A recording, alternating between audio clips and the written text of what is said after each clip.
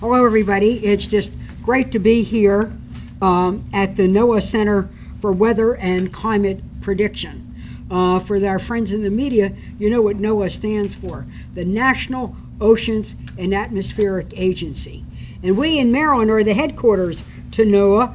Over 4,000 people from NOAA work here in Maryland, headquartered in Silver Spring. Our satellite operations, our eyes in the sky, capturing the information we need for weather prediction and climate prediction, is in Suitland, Maryland. And here, this is the weather building right here on the College Park Research Facility. Today is a really big day because it means that the supercomputers that we put into the federal budget 3 years ago are now fully operational.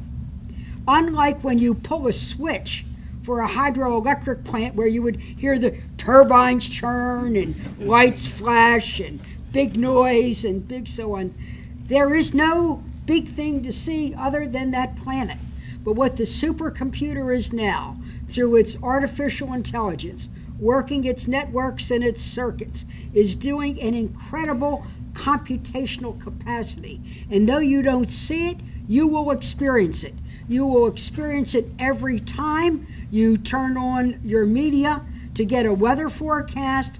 You'll experience it every time you pull out one of those and go to, not the Weather Channel who does the weather, they buy it from NOAA, or Weather Bug, or whatever that gives you your forecast. You will be able to know that it will be done faster, it will be done more accurate, and it will be done giving a longer extended forecast.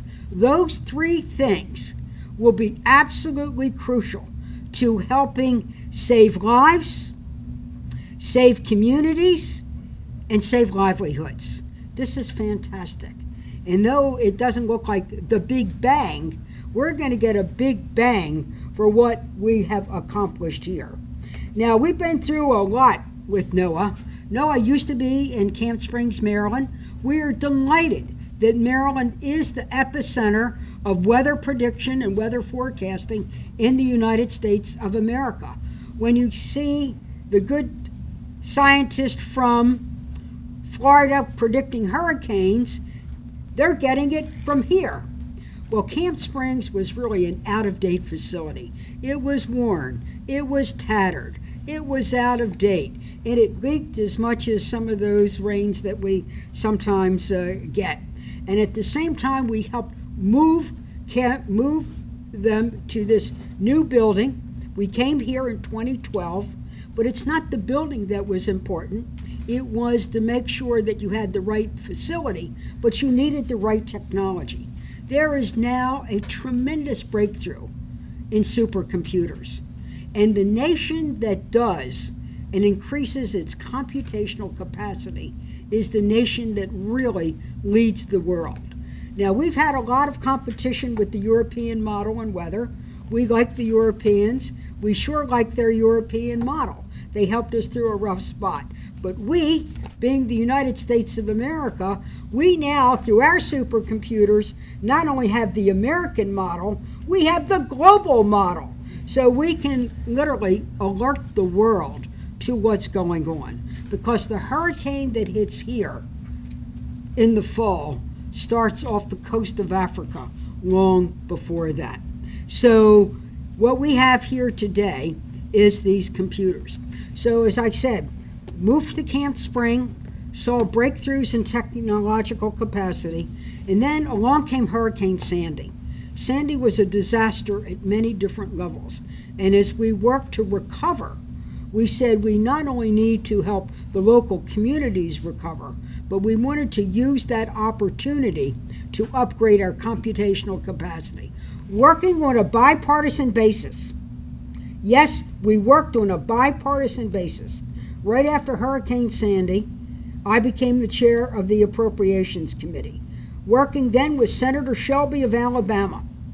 We worked together, along with Senators Schumer and Senators Alexander, to make a major public investment that this agency would have the supercomputer that it needed to be able to tell us new and important things.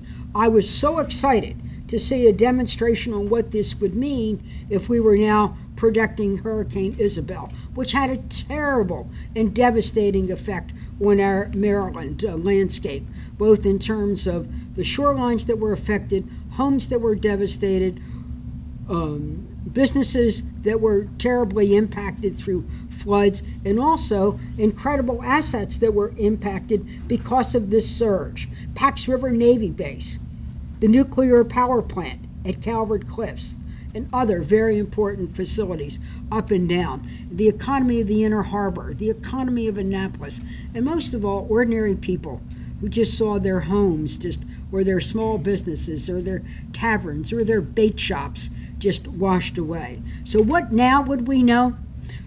When Hurricane Isabel, the night before, as we knew the hurricane was coming and passing, when I went to sleep, having talked to the mayor of Ocean City, knowing that Governor Ehrlich was at his duty station with emergency management, we breathed a sigh of relief, only to wake up early in the morning to know that Fells Point was flooded, Annapolis was flooded, Pax River was flooding, the Naval Academy, all of its laboratories below sea level were underwater, its own computers were soaking.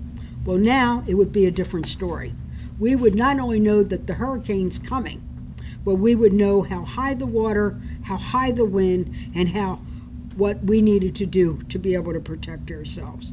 I am so proud of the fact that we could do this on a bipartisan basis.